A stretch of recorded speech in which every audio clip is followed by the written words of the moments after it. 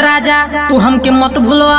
सुना रानी ई सब तोहार जिम्मेदारी हो, हमारी जिंदगी तो हो गईल मदारी है। अरे जानू न इतना गुस्सा कइल जाला हो। अरे राजा ये दुख से आंसू निकल जाला हो। अच्छा रानी हो चुप रहा तू अब मत रोवा। तू हमारे दिल में प्यार के बिया अब मत बोवा। सुना जानू तो है बहने ये गुस्सारी लाइव, उहे पहन के सोमवार के मंदिर जाई।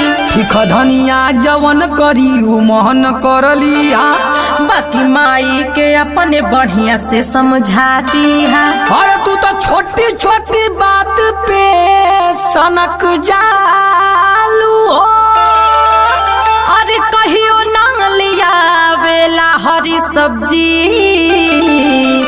रोज रोज बनवावेला